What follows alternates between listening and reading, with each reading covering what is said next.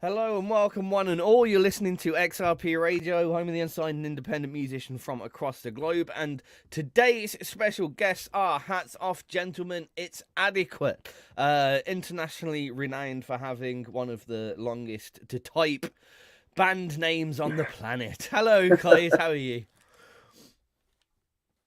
How are you? Thanks for getting us on. Thanks very much. It's a pleasure to have you. I feel like it's very overdue. It might be a long name. I think it's like a memorable name. Well, yeah, we've done. We're working.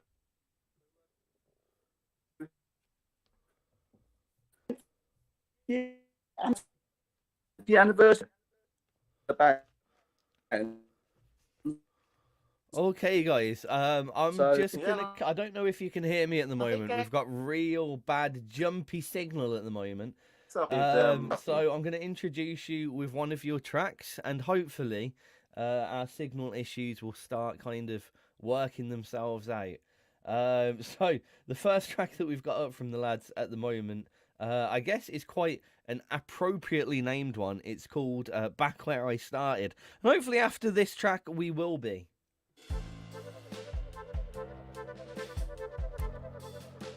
Okay, lads, your signal is really bad all of a sudden.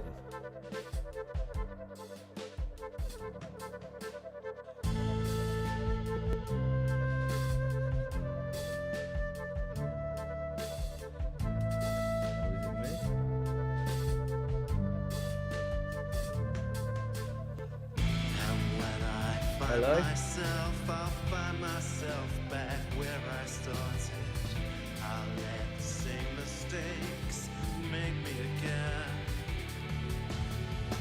Come from another place, another chance to write the story. But every redrawn path leads back to the start.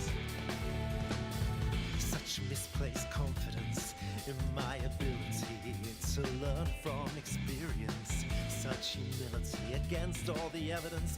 50,000 years. I'm not sure if you can hear me, but your signal is very, very, very glitchy, unfortunately.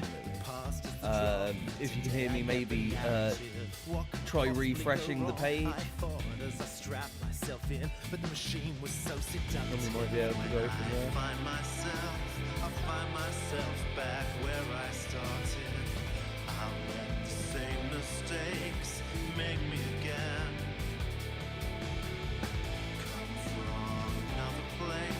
Another chance to write the story. And every redrawn path leads back to the start. I've been round, I've lost count. I'm cycling time, changing lanes in my spiral. Each fix in the past trips me up. The changes I make don't work out the way I'd intended. New problems to solve, dig me out of new holes. And I'm getting nowhere slowly. And when I find myself, I'll find myself back where I started. I'll let the same mistakes make me again. Come from another place, another chance to write the story. But every redrawn path leads back to the start.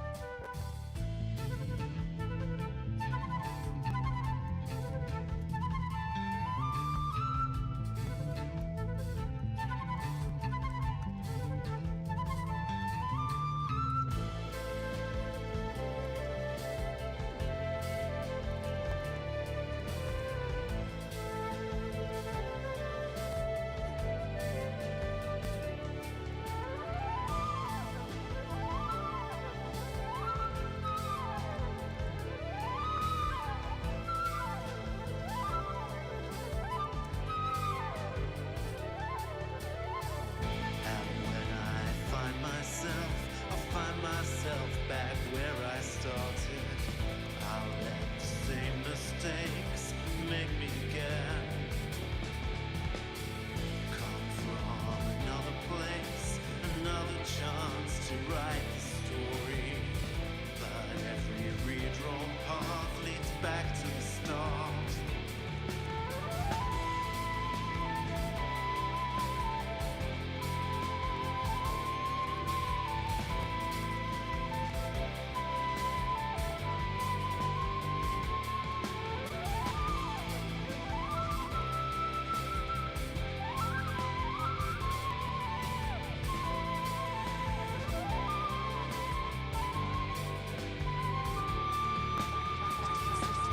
For those that are watching me, please hold tight.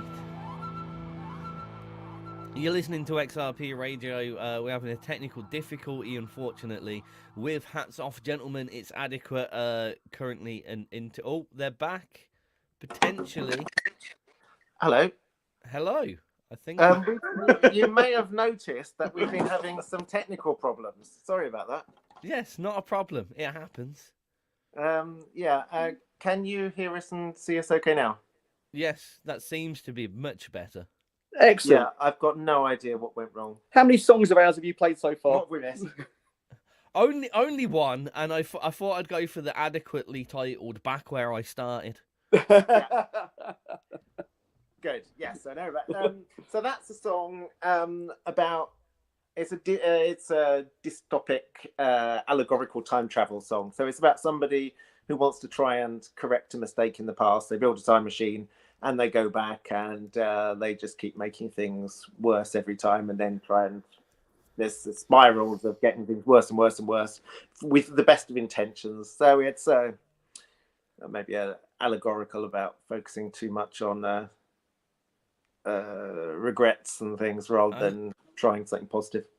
I love it. I mean, straight in with my first question of the day. How do you come up with these absolutely wild concepts? I asked the same question as well, to be honest. But I'm very interested in science fiction and history and philosophy and neuroscience, and I listen to a lot of audiobooks.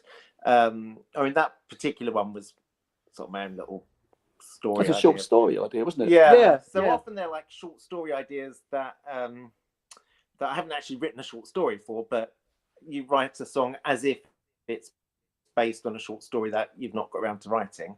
Other times we write stuff that's inspired by other people's novels or historical events. So I mean, so our last album, The Confidence Trick, was about the toxic overconfidence and excessive certainty that I think causes huge problems.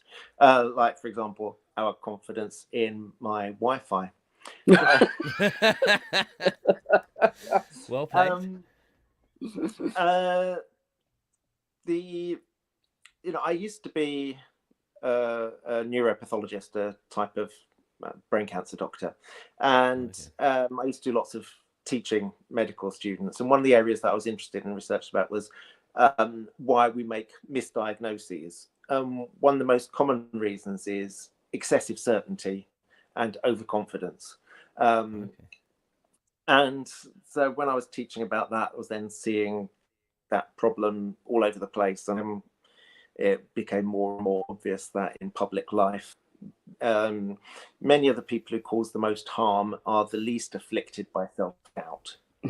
I think we've all seen this go on in on the old stage. The Dunning-Kruger effect. The people who are reasonably competent often are very self-doubting, but then the people with enormous lack of insight into their inabilities just seem to confidently do like.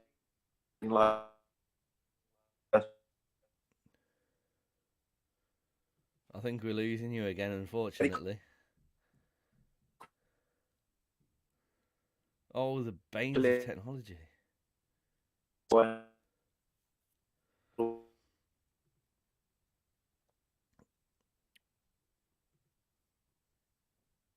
Confident. I think that's it. Before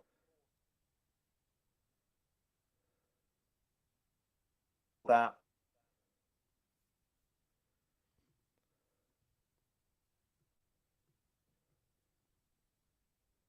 Okay, we seem to be having problems with the lads again. If they can hear me, may I suggest you try your mobile data? And we might be okay there, is my suggestion.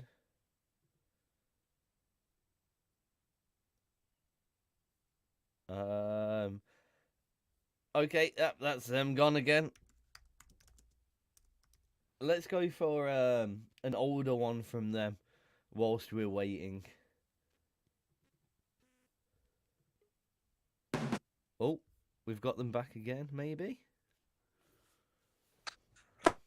How's this? This is just turning the Wi-Fi off. And, that does seem a lot better. Okay, there you go. Well, that's strange. And you're a lot clearer as well. That's it. So now we'll be massively subsidising the EE over there. That's fine. Other Wi-Fi providers are available.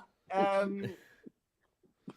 So where were we? Sorry. Last album. Oh yeah. So the last album album before that, nostalgia. So that was about the fragility of civilization. How, you see in so many war zones what seemed to be a very stable society, suddenly things fall apart. We're so close to losing and ignoring our humanity if we're not careful, and then treating people in a dehumanized way. And we see this throughout history, and far too often and recently the dehumanizing rhetoric.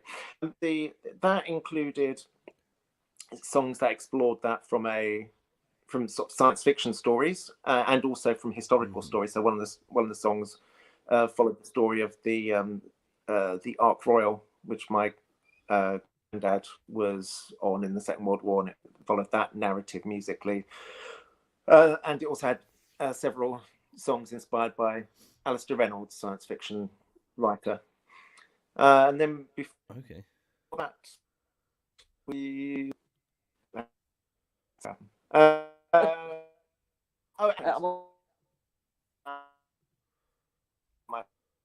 sort of memory from a variety of different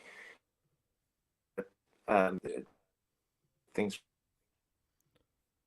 relating loss,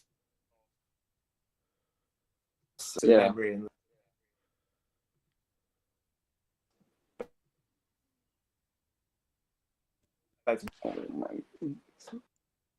we seem to be annoyingly, unfortunately, having problems again. I don't understand why this is happening if you've changed your signal provider, though. Please, for all those watching and listening, I apologise for the signal issues that we're having today. I'm just going to try something on the off chance.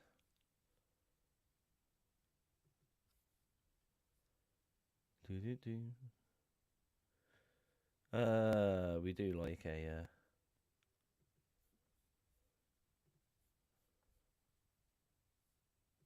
nope, yeah, they're definitely frozen again. Huh.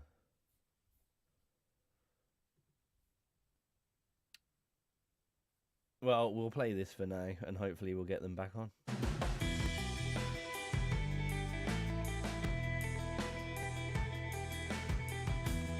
You are listening to XRB Radio.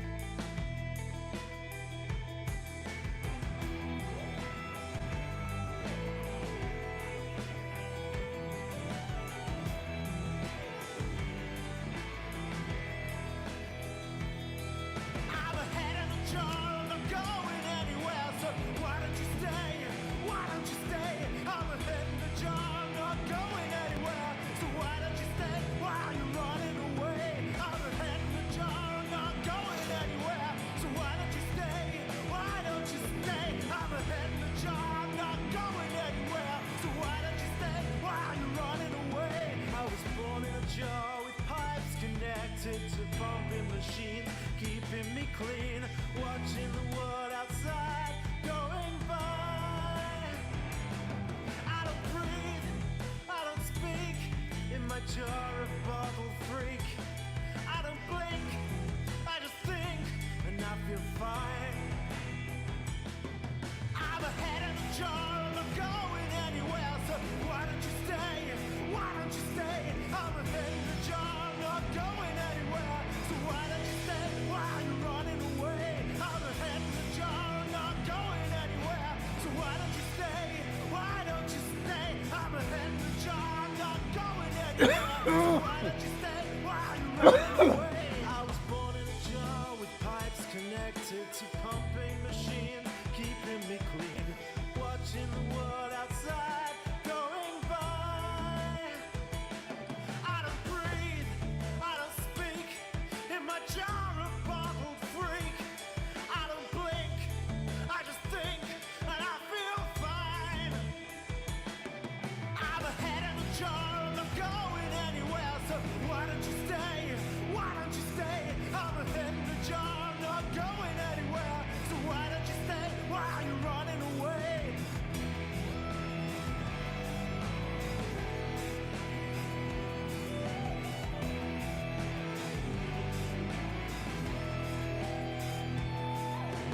How to all my invisible friends, disembodied unaware, the calm that comes with nothing to defend. In my jar a bottled freak. I don't blink, I just think, and I feel fine. I'm ahead of the jar, I'm not going anywhere, so why don't you stay? Why don't you stay? I'm ahead of the jar, I'm not going anywhere, so why don't you stay? Why are you running away? I'm ahead of the jar, I'm not going anywhere, so why don't you stay?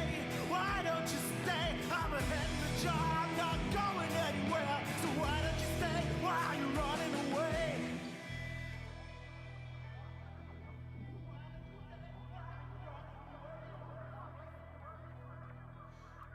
Head in the jar, hats off, gentlemen. It's adequate. Malcolm and that should be here. They're having technical difficulties, so please bear with us whilst we play some of their older tunes.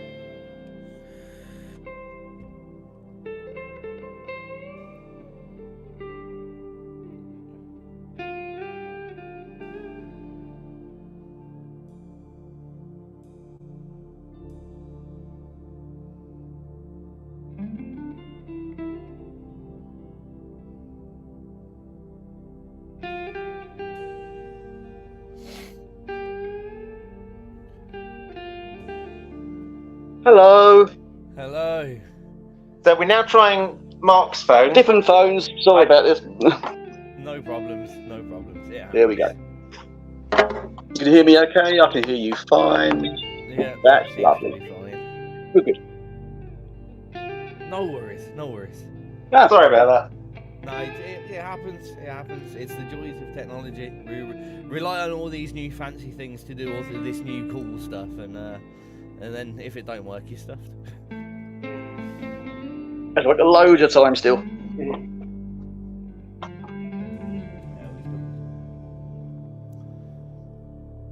I just panic put on Solace because I was like, it's not working. What can I do? Right. I don't want... What you want to talk about? Yeah, we can talk about anything you want. Sorry, so I don't know how much of whatever we talked about before was audible. Bits and pieces, unfortunately. So feel free to start again or change subject. What would you fancy chatting about? Yeah, maybe find something at us. This is, you know. Wow.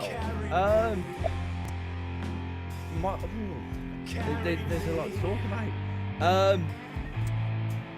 What is I've got so many things that I want to know. Let's start off with, are you going to take, or have you, taken it to the stage yet?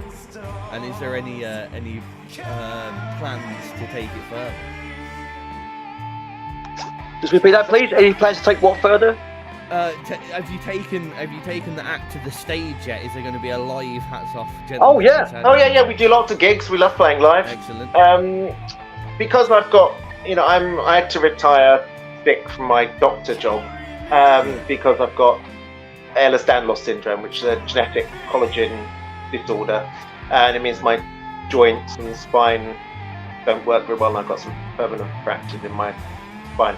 So I'm a bit restricted in terms of a normal band setup. So we've got an unusual setup, but it kind of allows me to keep playing, and it works for us. So we have the two of us, sometimes Catherine on flute when she's available, but I play guitar and sing, or sometimes piano, Mark bass, and also in charge of the laptop and backing vocals, and sometimes keyboard. And that we get the laptop. We play all the stuff. Yeah, it's us on the laptop. But so we put the bits that aren't too twiddly on the laptop, and then do the twiddly bits live. We both move about on stage a fair bit, so it's a very dynamic looking gig. It's not just like standing there pressing go and just strumming some chords. It's very, very it's quite emotional and energetic, and it's a definite performance thing, And oddly, for me, standing still is really difficult, whereas moving around is much easier with my back. So we look quite well. If only we felt how we look. But because of the way we're set up, it means we can rehearse with me resting on a sofa and things without, if you've got drum kits. I love real drums, and I used to play real drums, but it adds so much time and complexity to any gig. You've got to set the drums up, you've got to transport them, mic them up, then take them all down and put them away. And also I can't drive. So with that combination, our two people and a laptop set up works well. And it's also really, cheap for festivals to, rather than having to house a 12-piece prog group. We're very, very quick to set up. All our stuff literally goes. It's 2 suitcases and 2 guitar cases, and that's us. That's the band. Perfect. So we can go up and down the country on trains and anywhere you want. If someone said, "Oh, we're doing a festival in 2 days' time. Do you want to do it?" We'd go, "Yeah, all right, let's go. Let's go." Yeah, we're very flexible like that. We haven't got to ask the other 3 people in the band if they're available. That is a good thing to do. So what's how does you say there's a lot of energy in your stage performance? But if we come to your gig, what do we expect to see? Me sweating lots. You're really selling it, Sweaty old men. You'll see a few big jumps at some point from me, and then regretting it afterwards. There's a lot of it's very impassioned. It's passion. There's no fakery going on. So our songs tend to be about issues, or even the science fiction ones. I tend to do it doesn't tend to be that I'm singing a narrative like like a folk ballad where it's and then this person did that, and it's not. It's from the perspective of a character. And through that character, I'm able to express things that I'm too polite to express in real life. So I can be the regretful psychopathic robot. Or you can definitely invest yourself in the character, can't you? And mask it up slightly.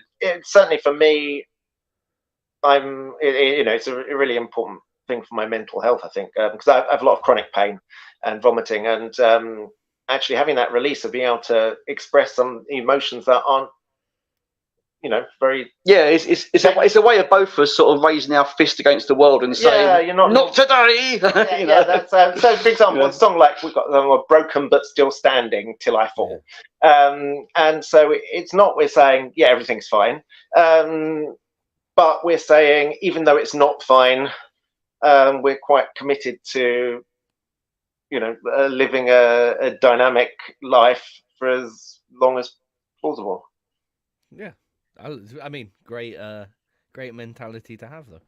It does. I mean, the people who come to the gigs as well. I mean, you talk to these people afterwards, and I think they're slightly surprised that the ones who know us off stage then see these two slightly crazed-eyed, jumping loons with all this kind of, I wouldn't say anger, because we're not angry people, but it's definitely a kind of like, there is a deep-seated passion in us. Yeah. And it's almost like, the Superman Clark Kent thing. I think they're a bit surprised that there's that side to us as well. Yeah, I mean, when I turn up at a gig, people tend to think that I'm a middle manager at Dixon's, gone to the wrong address, or gone to the wrong conference or something. But then, I went on stage, then suddenly things explode in a way that's quite fun. Yeah. And then we come off stage again and straight back into being, apologetic. And try to film a TV or something. sorry, that wasn't too loud. But on stage is where it feels most natural, most genuine, I think. Well, we've played, small venues, we've played little festival things, we've played big festival things, we've played, bigger London gigs, and we're quite comfortable playing anywhere, really. Yeah, we opened for Magnum and Carl Palmer. Yeah, we've played Shepherd's Bush Empire, but then we've played little kind of, we put on festivals ourselves as well. There's a festival we put on once a year thing called Prog the Forest, and we get bands on for that. And that's a charity thing that we put on. But then we play those gigs as well, and it's very sort of the whole community that we sort of play within, the prog rock community, is very, very supportive. It's so supportive. And I've always found that with the more niche scenes, you get absolutely a lot more support with it. I've noticed like the more, I know they're alternative, but alternative mainstream kind of, the big metal scene for one. Yeah, it almost seems very kind of there's a lot of rivalry in them, which is a shame. But I have noticed within the kind of prog and minimalist scene specifically, everyone's really supported. It's almost like everyone's got each other's back, Yeah.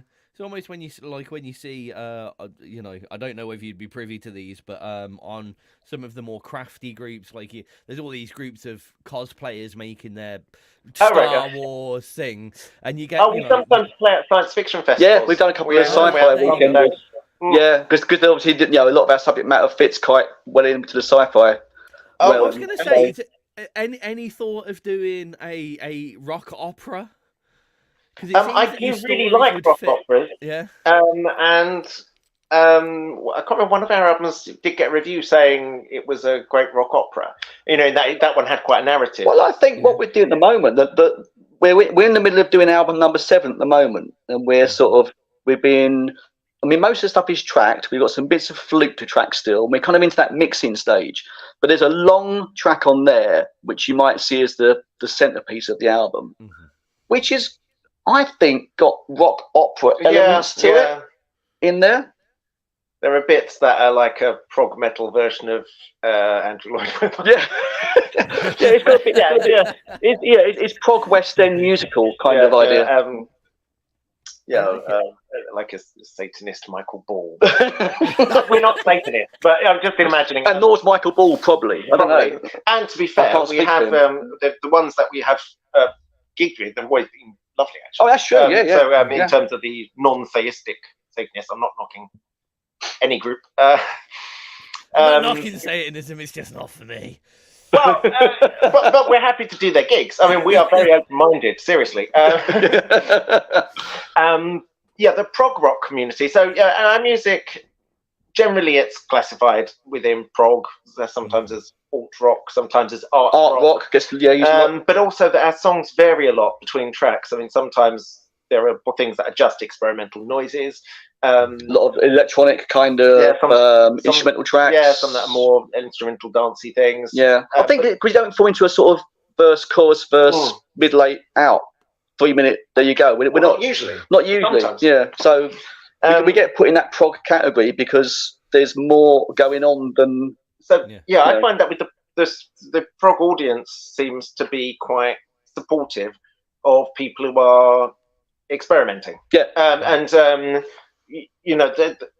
What we don't seem to get is people saying, well, that song didn't sound like your last album, so you're a bad person. It's like people seem to be, well, when I say people, I mean of the small number of supporters, you know, I'm not claiming that we're massive, but they seem to be very supportive and encouraging of us to go in whatever direction we want to.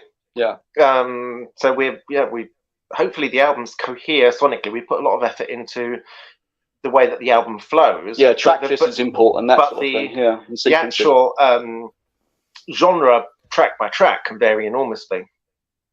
Do you think you've kind of given yourself a benefit by being, because you've always been so varied, you've kind of allowed yourself to always be varied, as opposed to a lot of I think so. a typical rock band has set their sound in an album. Exactly. We're not sort of we're not cookie cuttering for each album. You know, when there's no kind of pressure on us to copy anything from before.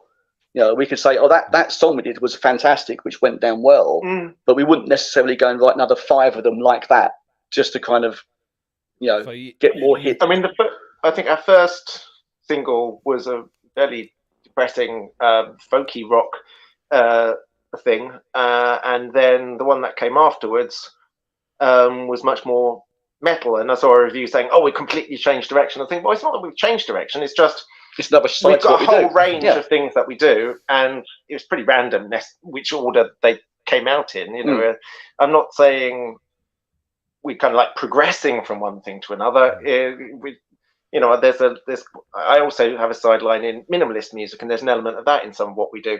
But that's stuff I was also doing when I was 15 as well. So it's not necessarily that I'm saying, oh, we've progressed. It's just that we're varied. Yeah, if that makes sense. Which is kind of like most music fans that most of the ones I encounter anyway, you know, don't just listen to one genre of music anyway. They listen to dance stuff and goth and folk and whatever, you know, and it's all part of their big record collection. And I think all we're doing is kind of, we're coming to it as music fans. You know, we listen to loads of different stuff between us, and so it all goes in the hats off pot, really, you know. So is there anything that when you're approaching making a tune, before we play another one, that's like, you know, oh, it's missing that hats off sound, as it were? Like, is there anything at any point where you're like, you know, this is what we need to put into every tune to make it us? Or is it just completely free flow all the time? We certainly don't deliberately do that. That's more of a question when it comes to an album. And we think, okay, maybe the album is missing this kind of song, whether it be, so it's maybe missing a side to us, so that, say, the electronic side, or again the more metally guitar-y side. And I wouldn't say we'd write a song to match that, but then Malcolm might have one, you know, kicking about. He might go, oh, how about this? We could bring this out. But in terms of songs, I mean, there are certain, I suppose not exactly shortcuts, but as there are certain sounds that we tend to use that gives some commonality between tracks and album. So we were mixing a track today, and there was a certain sort of 7-string chuggy, almost djenty type guitar in a song that otherwise is a kind of, you were saying, it's had an almost Motown-y type. Yeah, like a Motown sort of soul vibe to it. And it's very low in the mix. We tend, I suppose one thing that's typical of us is having a huge number of tracks going on, but hopefully without it getting just clogged and congested as a mix. Because we have a lot of things, but then you carve out with EQ and where they are spatially, and we layer things. So this djenty guitar is very low in the mix, but when you turn it off, you miss it. You then notice that it's lacking that heft. But I don't think anybody would probably notice it if they weren't actually listening for it. It's got Hammonds on it and Rhodeses and kind of little Ebo guitar things and little electric arpeggios going off all over the place, sequences and that sort of thing. And I suppose in terms of, there's also a harmonic thing. I can't remember what it was. There was something I was just playing a scale, and one of my kids said, "Oh, that sounds like one of your songs." And they were like, "Okay, what is it about that makes it sound like one of my songs?" And I'm not actually sure what it was, but there was something about there's something about the harmonies, the language you use, and the way that I tend to write melodies that I think is yeah. Us. Yeah. I mean, I quite often use suspended seconds. So, like if it was in C, a D in the chord as well. Something that I quite like. Mm-hmm. You hate thirds. That's another thing. I'm really not keen in the low mids to have thirds because of the harmonics that come. Which I'm very guilty. So every time I send my parts over, Mountain's going, nah. Well, use those thirds. Well, take those thirds out. This is the advantage of. You ain't gonna make the album. Well, it's the nice thing with the software that I can always turn them into 1s or 5s. Yeah. But I suppose again, what you're saying, the sonic signature. So Malcolm, the way it generally works is Malcolm will send us a song over to me. Okay. What he's done as a template, and then first thing that goes on will be bass, because that's my main thing is a bass player. But then I'll put all my other things on top, like all my synths and keyboards and the sounds that I'm into. And I'm not a guitar player by any stretch, but I like making noisy guitars, kind of like shoegazy sort of sounds, and just lots of screeches, loads of EBO stuff. So that's another sonic thing that I bring to it, is my non-guitar playing. That makes sense. Non-guitar. Yeah, that's a great phrase. But I just see it as another input device for notes, quite frankly.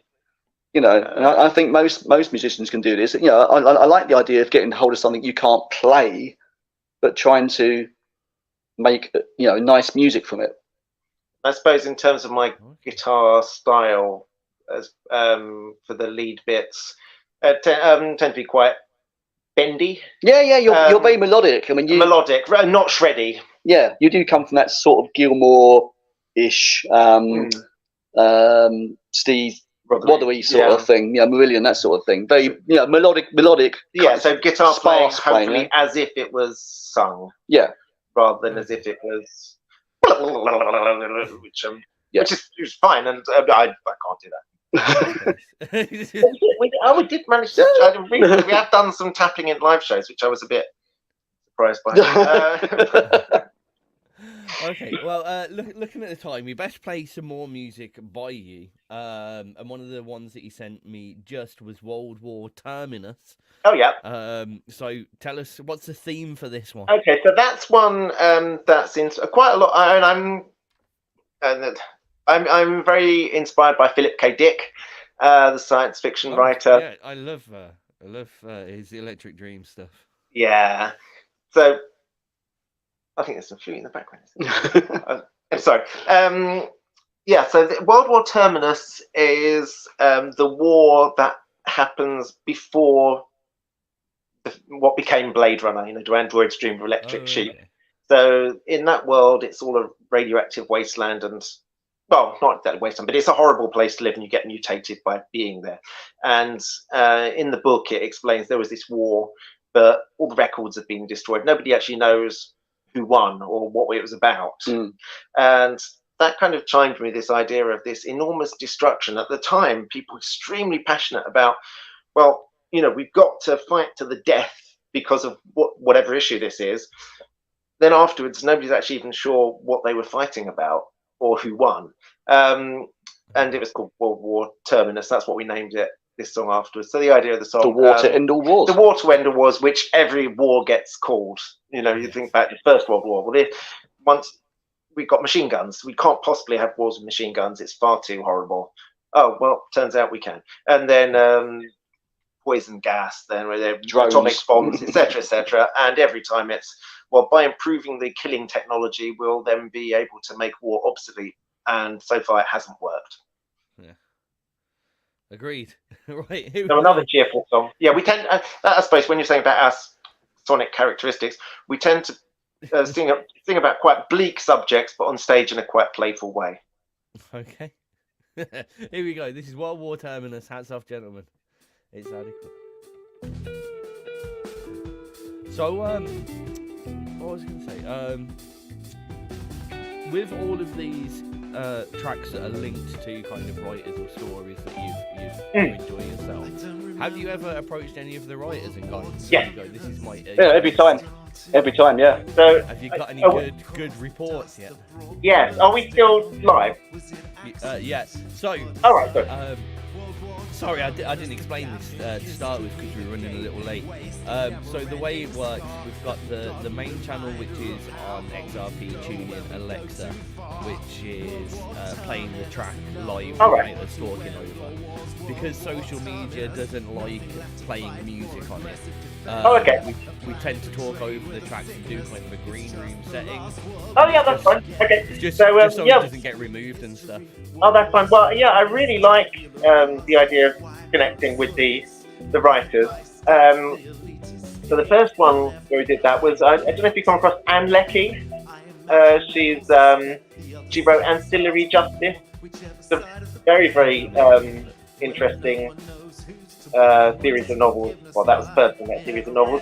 So and she was very supportive, and then her publishers then sent us some flyers of, if you to hand out at that concert. So if you enjoyed this song, follow the link to her book. Really, yeah, very, very good writer. Then obviously Philip K. Dick, you haven't been able to be in touch with for obvious reasons, but his wife has been very supportive and encouraging, and she's lovely. So that's been that was really encouraging. I know lots of people are very influenced by Philip K. Dick, and it was to me really helpful to have a comment to make me feel like I was, I wasn't just messing it up. Then Alistair Reynolds, he's also a big prog rock fan, and he's been very supportive as well. He provided some artwork for the inner booklet of that album, and has been sharing it and saying nice things about the album. And one of the ones that was most touching was he went back to the world of that series, the Revelation Space series, and he told us that to get back into that mind space, because he's written some novels since then in other fictional universes, he was listening to our album while writing to get back into that sense of the character. And it was, I was very touched that he put a thank you in the credits in that book that he was then writing when he was listening to it. So that was very again that that's it really. I really like it when. Let me just hold you there. You're listening to XRP Radio. That's World War Terminus from Hats Off Gentlemen. It's adequate. In the back room, as it were, we were just talking about the links that the guys have made after writing a track based on a book or something, and reaching out to the writers. Which has some great stories. If you missed that, don't forget you can check out the Green Room recording on our social media, on YouTube, Twitch, Twitter, and all of those straight after this. So yeah, if you want to hear all the stuff that we're chatting on in the background, go and check that out.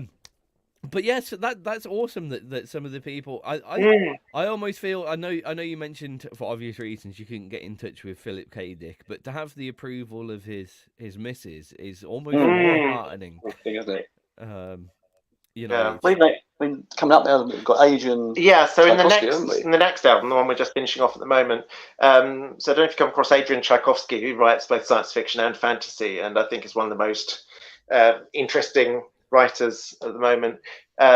He's seen us at one of our gigs because we were at the same sci-fi convention playing together, and he said at the time, he said he was very positive, and he said he'd love it if we were to write a song based on any of his things.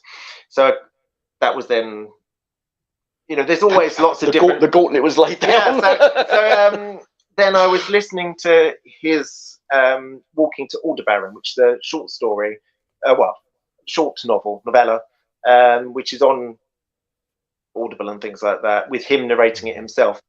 And there were some really interesting phrases that he was reading, a really distinctive writing style in that particular piece. And just as I was hearing it, I was hearing them as melodies and rhythmic structures. Yeah. And so I took some of these phrases and wrote the song around those, so that it then brought in some rhythms that I wouldn't normally have thought of in a melody, but were directly inspired by the way he was handling language. And so he's also supportive us doing this track, and we're looking forward to that. That's one of our most. That's going to be a complex. Yeah, that's a complex piece. It moves through different sort of sections and different feels within the same song. So it's a story about somebody, an astronaut in a sort of alien maze type thing, who is losing grip on reality, and so he's jumping between these different mental states and these different voices within his own head, which we've aimed to capture in the point. That will be one where, again, normally in life I don't get to scream and shout other than on the stage. Here's a character who is very frustrated about what's happening to them, and when I think when I perform that, I will get the chance to express some of my own frustrations through that character in a way that's more comfortable than. Tracking that was really good fun, actually. Trying to get Malcolm to go into places vocally that he wouldn't normally go into on record, to try and express the frustration his character's got, and the kind of the losing sense of reality and going slightly mad sort of sense. So would you say there's definitely an element of acting then within your deliverance? I think so, yeah. I mean, I hope so. mentally, there is a sense of feeling that you're going in. Well, you do get. I feel that I'm going into a character. I feel like when it's working, sometimes some gigs are better than others, and if you I find if I lose myself and I'm just thinking from the perspective of the words, and when I'm singing them, I feel like I mean them. I feel, if it's a song about, like the Anne Leckie one, this character being angry at what's happened to her, this AI character, I'm feeling angry. I think that's what we say about coming back to on stage, it looking like we mean it. Because I think especially Malcolm, if he's singing the words, he has to believe in the words. You can't just sing a character's words as if he's put on a mask, or I think there's part of you every time you sing those words, isn't there, that's coming through as well. Yeah. So it's a combination of the character and the parts of that character that are similar to how you're feeling. But I think it. I mean, I wouldn't say acting in the sense of I don't tend to dress up, props and costumes or anything, but the feelings feel. It's almost like the Bowie thing, it's like different facades you put on and different characters, and yet beneath it all you're the same person. You're just showing different sides to your personality, I suppose. I mean, I think we did one of the angrier songs, and one song just like, "Oh, you okay? You're really angry." Oh no, it's just a song. It's like, and then as soon as you finish it, then it's back to smiling and friendly and everything. But at the moment of the performance, don't touch him. If it's a good performance, then it is a physical difference. You feel like you're inside the character rather than feeling like you're trying to remember the word. I mean, obviously, there are times when you are just trying to remember the words, and then it's not so good. But not so often recently, for some reason. Well, looking at the time, I just want to quickly touch on something. We've spoken a lot about your kind of songwriting process and the kind of characterization and the drama behind what you do. But for those of our listeners that are in bands and stuff like that, I'd just like to take a touch on how you approach music as a whole from the business perspective, I guess. Sure. So I know you release music on your own kind of mini label, rather than working through kind of a typical distributions company or what some of these sub label stuff. So how do you do it yourself? Walk me through some of your processes and why you want to keep it all kind of in house to yourself.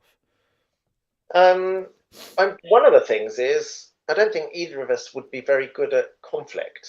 You know, we don't fight or anything like that. That's true. But also, actually, we are. I'm quite shy, and I could imagine if I was having to talk to somebody who owned the label, and I would kind of feel, I've got to be careful that I don't do anything that they don't like.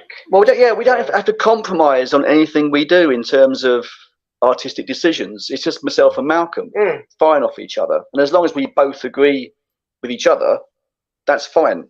You know, we haven't got an A&R guy pressing on us to make it a certain way or a certain length of song, or, you know, that one sold really well, so again, make some more of those, please. You know, we're not in that position at all. And the fact that the modern, you know, with distribution sites and the modern business model does allow people like us to just go straight to the fan, why wouldn't you do that now, you know? Well, because it's quite a lot of effort stuffing envelopes. It is a lot of effort stuffing envelopes. Yes, that's true. But yeah, we do like. I don't think we. The old-fashioned being signed to a label thing, I don't think would work for a band like us. No, and also, I mean, realistically, our niche is not vastly commercial. So I'm not sure anybody's going to make a huge amount of money by snapping us up. But yeah, we like being able to, like, you know, say for example, we do our own artwork. Yeah, the artwork's done in house as well. All the CD booklets. We put quite a lot of. That's a really enjoyable part of the process as well. And, you know, when we have all the bonus material and essays and things that go with the albums usually. Yeah, we can do what we like. Also, doing it ourselves means we have a bigger share of any small amount that does get spent on our stuff. But yeah, distribution sites like, you know, DistroKid or whoever. Well, what else do we use? We use CD Baby and we use Bandcamp. Bandcamp, I think, Bandcamp's is very great good for independent bands. And obviously selling at gigs as well, pressing ourselves. That beep that we heard was our 5-minute warning, and I'd like to finish off with a track. So before we go, firstly, off each of you, what's your kind of one bit of advice or one thing that you'd say to a new up-and-coming independent artist or band starting on the wagon? What would your words of encouragement or one word of advice be? Nothing's impossible musically. Keep at it. There'll be someone to listen to your music out there, even if it's 5 people. That is 5 people who will passionately love what you're doing. I think. I mean, we found that ourselves in our little sphere of music that we play. You know, there's people out there who absolutely love it to bits. So yeah, don't go chasing fame and fortune in that sense. But I think artistically, don't be scared. Okay. Good. No? I would say do lots of gigs, including little gigs. You know, and when you're starting, open mic nights and then small feature things or jam nights.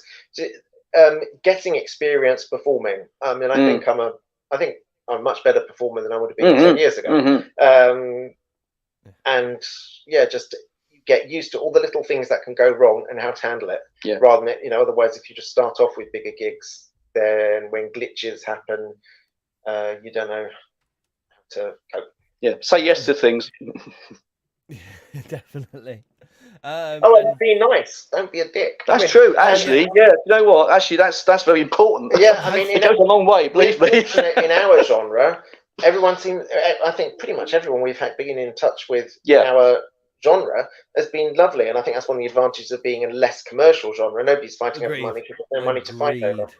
But yeah, but you know, on stage, don't be stroppy to the sound engineers. Exactly. Treat your sound person well. Treat everyone like a decent human being, and then you'll tend to find you meet lots of interesting and pleasant people. 100%, definitely. Great advice for life, not just musicians. That one. True life. And very, very lastly, where's the best places that we can get you, or where do you want everyone directed to for Hats Off Gentlemen? It's adequate. Well, Bandcamp, I think, is a good source, but also we're realistic that lots of people stream, and you can find us on Spotify. Yeah, but the website, hatsoffgentlemen.com. Yeah, that should plug you into wherever. But I think most streaming sites or things like that, you should be able to find us if you try quite hard. There's another band called Hats Off Gentlemen, who are a punk band from a while ago, who aren't us. We're Hats Off Gentlemen, It's Adequate, in case you come across a punk band and think it sounds not proggy at all. Was the It's Adequate added after you found the other band, or? No, I didn't know about the other band until a long time afterwards. Oh, okay. Finally, I thought I'd go for the aptly named, considering we're finished. Silence is a Statement. Lovely. You sent me the right track names, I have to say. They just work so well. So, literally, in 1 minute, quick introduction. If you don't speak out against injustice, then you are tacitly supporting the oppressor over the oppressed. There you go. Perfect. It's been great having you on. Thank you very much. Thank you. Cheers. Because of the technical difficulties, we must get you on again a Sure, little bit more properly. Please do. Maybe in a few weeks. On behalf of Virgin Media, I hope they would want to pass on their apologies to us all. I'm really sorry about the internet earlier. Not a problem. It happened. Without further ado, that was Hats Off Gentlemen. Good start, good finish. Without further ado, that was Hats Off Gentlemen, It's Adequate, and this is Silence is a Statement. See you later, guys. Thank you very much. Thank you. That's on. Yeah, we will get you back on, because definitely get back on. Absolutely, please do. Yeah, I'd like to do it without the without. Yeah, we'll do it with Mark's phone next time. I think, to be fair, I think it's my phone. Yeah, maybe more than the internet. Well, we're hoping for this new album to be done sort of autumn time. Okay. You know, once we've finished doing all the music stuff, and then we look at artwork and blah blah blah. So we'll have more stuff to talk about for sure. But I'll send you I've got a Google Drive thing with all of our albums and all of our stuff, and I'll just send you a link to that, and you feel free to help yourself to whatever you want. That'll be great. Yeah, I haven't realised I haven't uploaded all the other stuff. Yeah, it's a bit of we're a unique one with stations, because we're actually following being legal. So with the UKRS and PPL legislations, we have to, as a non-commercial station playing artists that may not be royalties licensed, we've got to keep a list of all the tracks, the permission that we've got to play them, where the royalties may be going. So that's why we have our online portal and that. Now, you've already submitted before, and you actually submitted on the old system way back in the way. Yeah, I was trying recently. I was having problems getting the system, but I'll just send you a link, and you just take whatever you fancy. Yeah, I'll get them. I'll if you're happy for me to, I'll just get them all uploaded. I'd be delighted, yeah. Yeah, excellent. Right, I've got to start moving, because I've got the old next DJ to get on, unfortunately. But yeah, again, we'll get you back on. It's been a pleasure to have you on, and I will talk. Lovely. Thank you very much for having us. Thanks, mate. For your support. Cheers. No problem. See you later, guys. Bye. Thank you. Bye.